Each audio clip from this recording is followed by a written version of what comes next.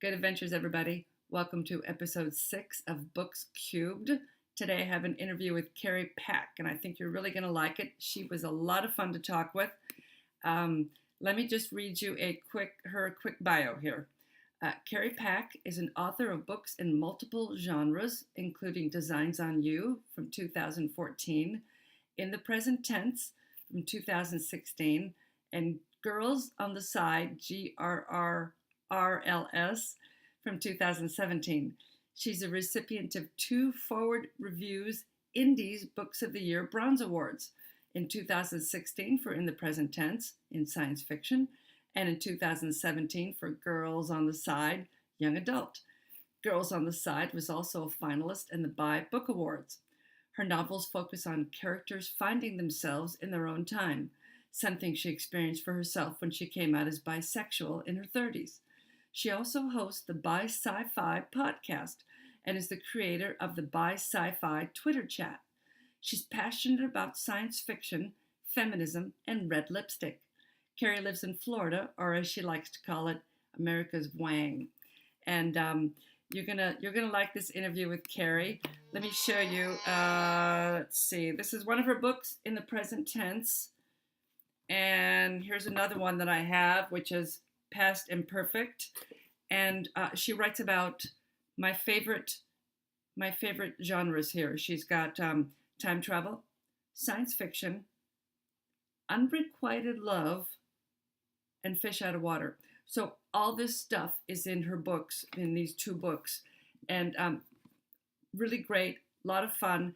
And let's just get right to the interview. Okay, welcome, Carrie. Hi. Nice to and see my cat. And friend, who's that? This is Dave. He can't not be. It's the center of attention. Oh, he's cute. He's cute. I was worried my dog was going to kind of try to come in here and join us, but she stayed in the other room with her chew toy. So I met Carrie in Jacksonville. I think so. We're not actually, I think we met at a Florida Writers Association workshop and then reconnected at that in Jacksonville. Yeah. We did. It was a really good workshop. Lots of good authors there. The book signings have been great for me to meet other authors and add to my growing pile of books beside my desk. I think I've got, beside my bed, I think I have 3 dozen books. And depending on my mood, it's like with my writing, depending on my mood, it depends on what I'm reading that day.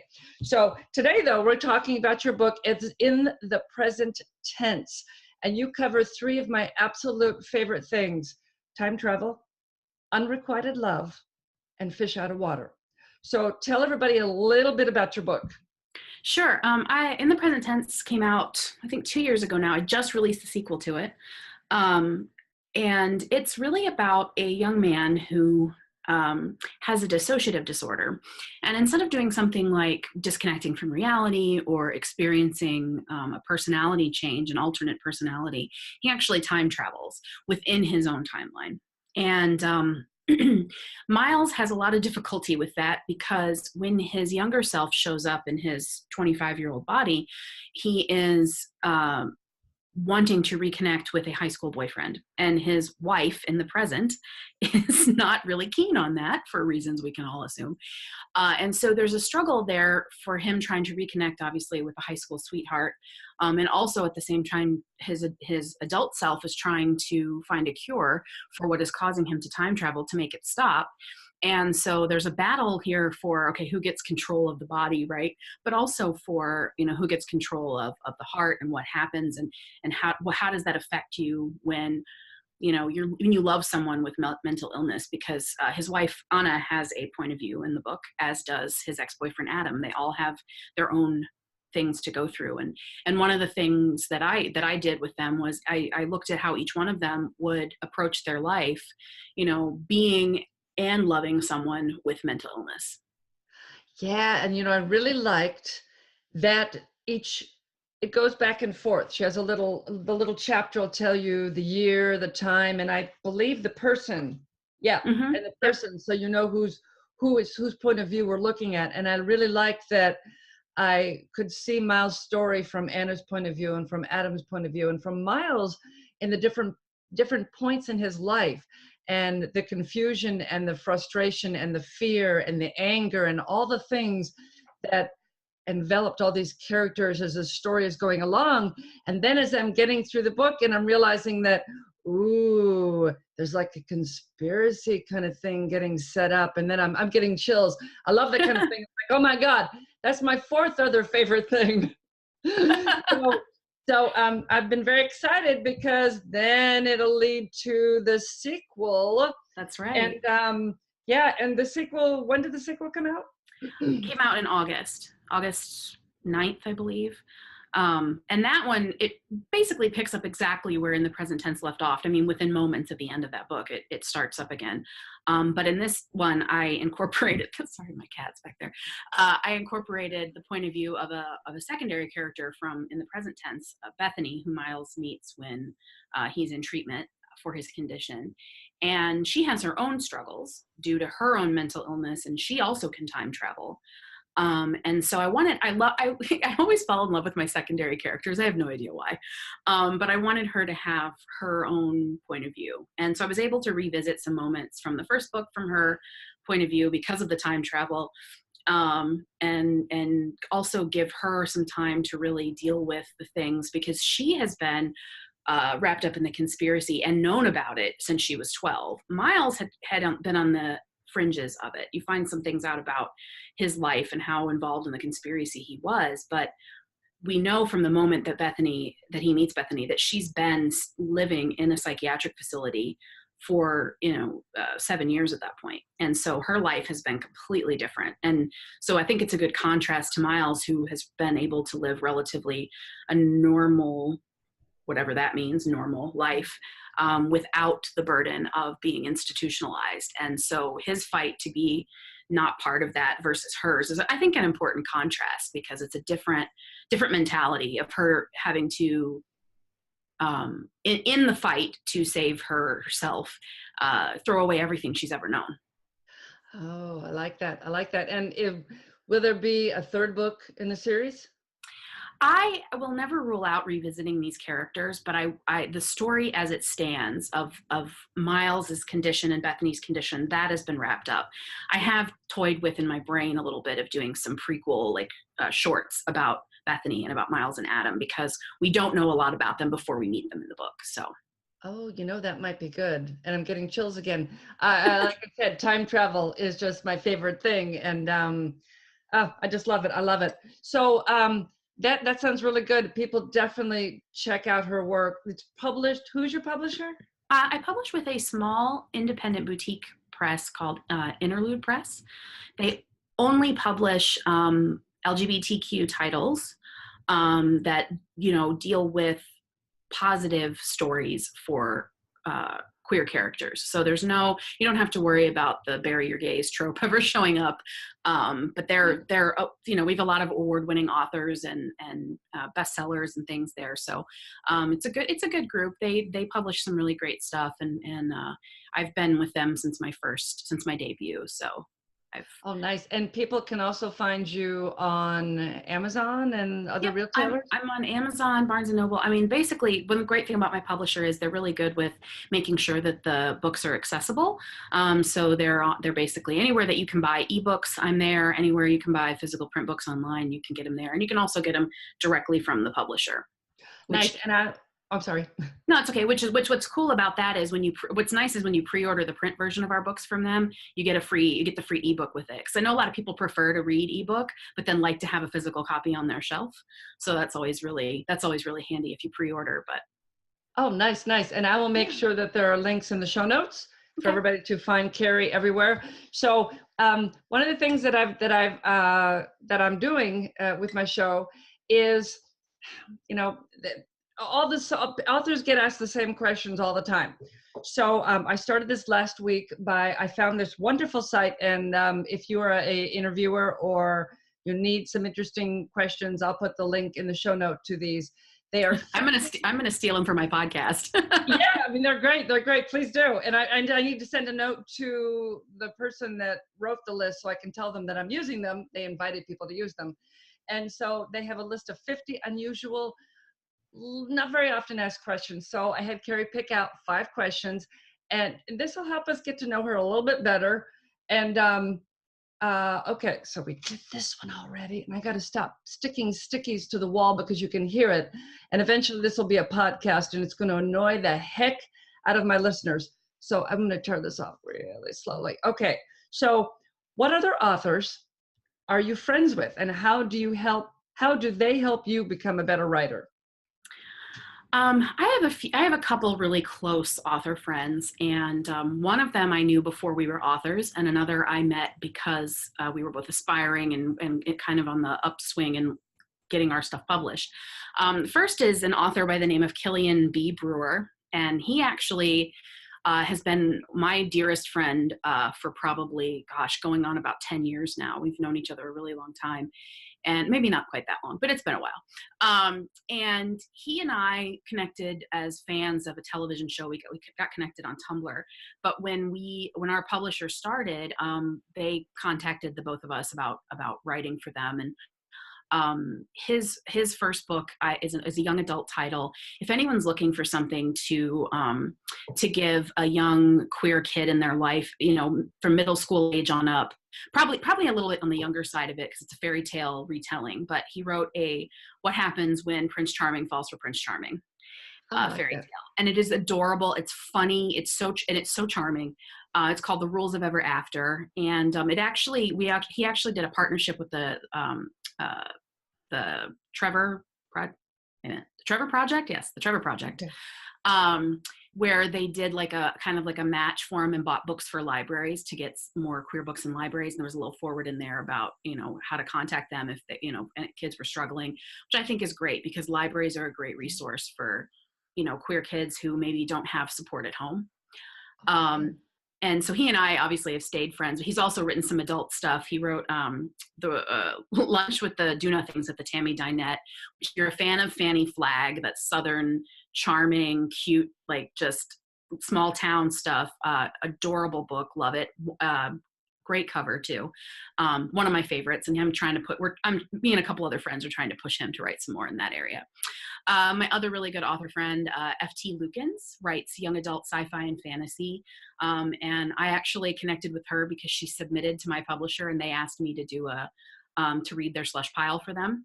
And I was reading and I got hers. And before I finished it, I sent them, I said, you definitely want to talk to this author, but I'm going to finish it first because I really want to read it. And it was her first book, The Star Host, which she just wrapped up that trilogy. It just came out this month. So, I really, really love her stuff. Her book, this is a long title and I apologize. The Rules and Regulations for Mediating Myths and Magic is a standalone, and it deals with a young kid who takes an internship with a person who is a mediator between the world of magic and myth and the real world. And he gets into all kinds of crazy shenanigans. There's a stampeding unicorn on the cover of this book. It is hilarious. It's won a ton of awards, and I'm just so proud that I get to also be her friend. Well, also I tell her all the time I'm going to claim I discovered her. So, yeah. Oh, those all sound really good. So, I'll have you write them down for me because my ears are crap. So we'll put links to all those in the show notes, and they do sound really good, especially that last one. Definitely. Okay, next question. What was the best money you ever spent as a writer? As a writer, the best money I ever spent actually was, we just hooked up at this convention, which was Indie Book Fest. I love conventions in general for motivating you to keep writing, connecting with other authors, and finding new readers. But what I love about Indie Book Fest is it is such a welcoming community of, this year was my second year attending as an author. And the ladies that run it are just so welcoming, and they don't judge based on what it is you write or how new or how experienced you are. They treat everyone the same. There's a lot of camaraderie there. I've met so many great other authors who've been really supportive, and what I love is that the whole focus of it is self-published, in other words, completely independent authors, and small press indie authors. So it's all people who don't always get the exposure that the more traditionally published authors get. They have to work a lot harder to build readership because they don't immediately get put in bookstores and on library shelves. And so it's a really great networking opportunity, a lot of great learning. If anyone's getting into self-publishing, there's a lot of great workshops involved in that. And Indie Book Fest is every year in the Orlando area. So it's also really convenient for me. It was fantastic. And Tamara, who's on the show last week, if everything goes in the order that it should, she gave me a ticket to that. So I was able to go to all of the panels, and it was just tons of information. I got to meet the guys from Find Away Voices who do my audiobook. They do distribution for my audiobook for my book, and it was just wonderful. And I ended up only the first day of the show was all the panels, and then the second day was all the authors with their books. And it was like an all-day thing, and I only could get up there. Something happened, and I couldn't get up there till like 45 minutes before it was closing. Yeah. And it was in a panicked rush, racing around the room looking for anything that looked like time travel or fish out of water. And I bought, a huge stack of books that normally I like to look through a book and read a couple paragraphs. I didn't even have that opportunity. I had to base everything on covers. So far, I've been really lucky. Everything's been excellent. So, and then I met Erica, and Erica, I don't have her card here. Erica Gerald Mason. Yes, and I'm reading her short about the drag queen. Lala, thank you. Yes, it's great. It's great. So I keep meaning to send her an email to tell her, hey, we need to reconnect. You definitely, if you like kind of creepy type horror stuff too, her short The Place is amazingly creepy. I bought it. It's on my Kindle. It's on my Kindle, but it's like I've got maybe 100 books on my Kindle. Do you see my to be read? I've read a lot of these, but also there's like, I think up on that shelf there, that's my to be read. So part of it, the other part's downstairs in my bedroom. But yeah, I've always got a to be read that's a mile long. So yeah, it's there's just not enough books. I mean, there's not enough time. There's plenty of books, not enough time. Okay, next question. What are the common traps that you think are out there for new writers? The common traps for new writers. I think the biggest one is your own head. I think I think that for women, and a lot of authors are women, especially independent authors, is the imposter syndrome, thinking that you're not good enough, you don't know what you're doing, and getting that book finished. I think that's the biggest thing. At least it is for me. Other people have other issues, but I think that, getting out of my own head and just forcing myself to sit down and crank out some words is the hardest thing. You can always perfect a draft, but you can't do anything with a blank page.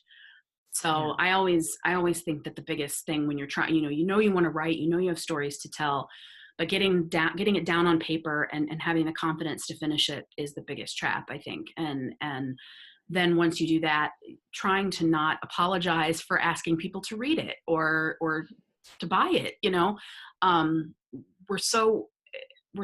Things are so ingrained in us to just apologize for being successful or for wanting to be successful. And I think that allowing ourselves to ask people to support us, so those two things I think are the biggest, is just, and it comes down to one thing, which is knowing that you're worthy and knowing that you have a story to tell and that someone somewhere will want to read it, and it's okay to ask them to. Oh, great. See, new writers, listen to her. She knows what she's talking about. Get your work out there, get it onto paper, show it to people. And yeah, don't be afraid to say to people, especially your relatives even, if you want it, buy it. So don't give away too many copies of your book. Okay. Unless it's a big name author that really wants to read it, and then send them a free copy, whatever format they want. If someone with a name says, I'd love to read your book, say, can I send you a copy? Oh yeah. Yeah. Can I drive it over and we can have coffee afterward? Can I slip in $1 million while we're at it? No, I'm kidding. Really.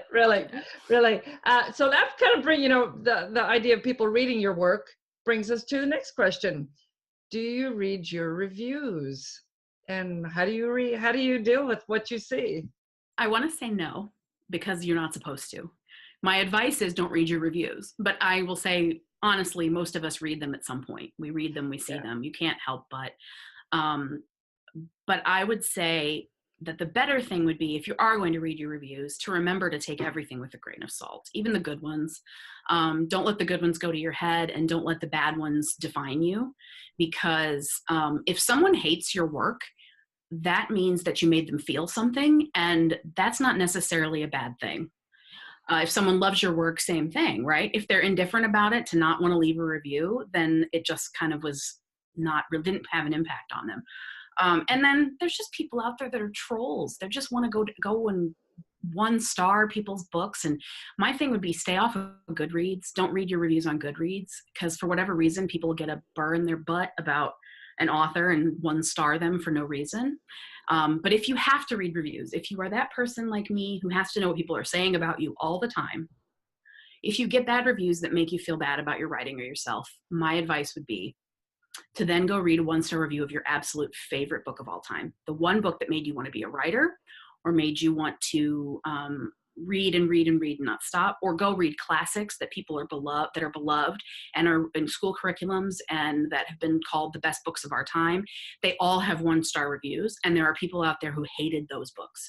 So just because someone hates your book doesn't mean it's not good. Oh, that's a great idea, to help remind you that, yeah, you're right. And you'll see reviews. One of the Facebook groups I'm on, I can't remember what it is, but everyone, whenever they hit the 1-star review club, they always post, I got a 1-star review finally, and they will post what the person said. And more times than not, it's, I couldn't download the book. Right. Like that's the author's fault.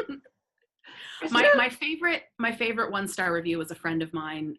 Her pen name is Kat Beldon, and she wrote a World War II historical gay romance between two men.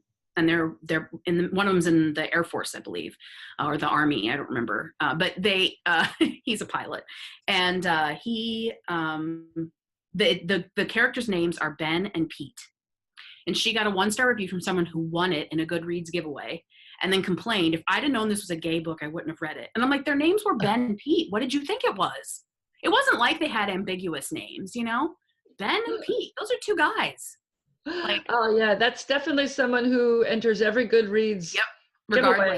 Regardless, and doesn't look to see what the book is about. Yeah. I stay off Goodreads. I mean, I have a presence there, but I really don't. I just don't have time. I took Facebook Messenger off my phone because I was spending too much time. I have Facebook on the computer. I go to facebook.com and I can hook on that way. But most of my social presence is on Instagram.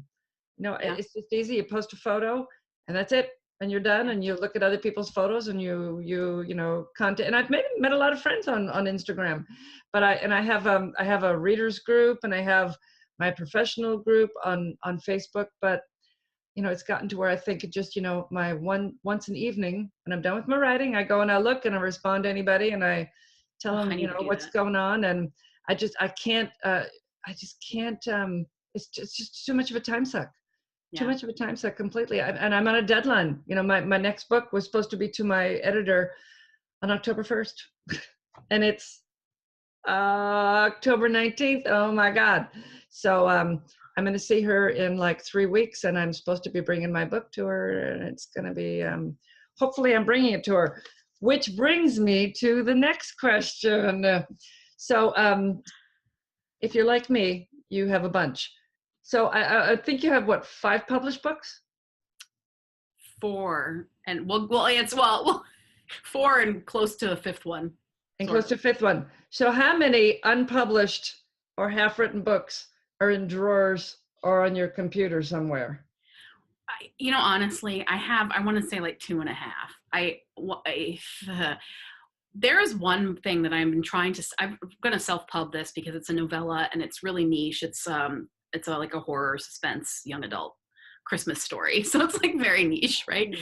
But I literally, while I was working on another project for NaNoWriMo last year, I got a bug up my butt about this horror book and started writing it and wrote like 30,000 words in November of last year and have been spending the entire year procrastinating about finishing it. I wanted it done by this time this year. So after we get off this, I'm going to be writing that. And that's called The Lights. And I am going to talk about it everywhere that I was on another podcast last week and I talked about it because here's the thing, I'm going to have it out for Christmas this year. So That is going to be out. The Lights is what it's called. And it's about this town having a Christmas lights festival every year, and they switch to LEDs, and the LED lights possess the children, and they start killing all the people in the town. Oh, that's fantastic. So if you want to come back when it comes out and maybe read a small sample from it, that would be fantastic, because that sounds really great. I like horror and I love possession. So yeah. And my other one is actually a rewrite that I want to finish. I kind of thought I might try to adapt it and make it YA, because I think I'm the more I write, the more I really want to shift myself into YA a little more. And I got kind of stuck on the third or fourth chapter doing the rewrite, but it's a historical. And because in the late 1800s, the latter half of the 19th century, particularly, there was a lot of, for people who weren't straight, there was a lot of opportunity for them to be in a relationship with someone of the same gender, because society was so split by gender. So it would be actually more strange for a woman to be alone with a man than for two men to be alone together, or two women. So I've had that one kind of percolating in the background for years, and I really want to get that one taken care of too, but we'll see. And then I have one that is not even started, but is the next thing I am going to start after I finish this horror that I have to get done, is a young adult story that's kind of like, if you remember the movie You've Got Mail. Oh yeah. That was based on The Shop Around the Corner, which is an old classic movie. Basically, two people who are in love with each other as pen pals, but haven't met in real life, and then meet each other in real life, but don't know it's their pen pal. It's basically going to be two young guys who've just started college. They're the freshmen in college, and that they've not really revealed a lot of personal information about each other, but have fallen in love over their mutual love of a TV show. And they're now college suite mates. They're not in the same room, but their rooms are attached. They share some common living space, and they hate each other because it's basically an odd couple situation where one's a slob and one's like, really, really neat. And they have totally different interests, but they're already in love with each other and don't know that's who they're in love with. So that's I like that. Yeah, I like that. That sounds good. Do you have anything that you're going to do for NaNoWriMo this year? Yeah, I'm going to, hopefully the horror will be done by then, and I'll be able to start on that one I was just talking about, that young adult. So I'm definitely doing Nano though. Got to do it. Yeah, I think that, I want to get the third book in my series done. And I found I was having issues and I was sick for a while. And then I told my husband, oh my God, I have no B story. So I sat down and figured out the B story. And then I went, oh my God, the B story is already there. And it naturally leads to the A story in book 3. So I'm like, I love when that happens. Yeah. It's all there. So I thought, okay, I think that I can knock that off, a rough draft, in November after I'm done. So the 2 weeks, and sometimes for me, a rough draft is dialogue. Then they do this dialogue. Yep. Then they do that dialogue. I come from film, so that's exactly how I wrote. And I would write the dialogue, and then they do this and dialogue. So I could knock off, a 60-page script in 2 or 3 days. And then I just have to go back and do editing on the dialogue, and everything is done out loud and all that to make sure the dialogue sounds good and doesn't sound stilted. So, this sounds like you got a lot of good stuff. And definitely for the Christmas one, or any of them, come back when they're ready to come out. Definitely. And if you want to do a very short, just a couple paragraphs to get us enticed, that would be fantastic. I also read on this podcast. Sometimes I read my own works, but I thought, it might be fun to have somebody else come on and just, get everybody a little excited about what they're working on. Gladly. And then have, links in the show. So, thank you so much for coming this week to chat with us. And this is the book in the present tense, and the sequel is Past Imperfect. And there's 2 other books out there too, Girls on the Side and Designs on You. Okay, great. So those will all be in the show notes. There'll be links to all those. Check them out. Read them. Don't forget to leave her a review. Be very nice, because she may read the review. So, even if it's a 1-star, leave it. Good. All reviews are good. Yeah, if you can't download it from Amazon, it's not her fault. Contact them. Right. Golly. Okay, well, thank you so much. Tell your mom I said hi. Her mother's an author also. She does sweet romance. Sweet historical, yeah. Yeah, sweet historical. Sorry. And I'm gonna have to do a show with the two of them together because they are hysterical together. And I've got my coffee cup is sitting on one of her mother's coasters. So I think about her every time I sit down to work at my desk because there's her coaster. She'll love that. Yep, there's her coaster. So thank you, and that's it for this week. And I'll wrap this up in the show notes in just a sec. And thank you for coming along. And hang on for just a second after we end this. So, massive interview fail. I forgot to ask her why she refers to Florida as America's Wang. So she has to come back now so I can ask her that. And I guess I need to do better sticky notes on the walls. And that's it for this week. Come back next week. And I have Rosie Zwadek, who is the voice of June Nash in the audiobooks. So she's fun, and you'll get to meet her. It's always fun to put a face to a voice. So see you next week. And in the meantime, go read a good book.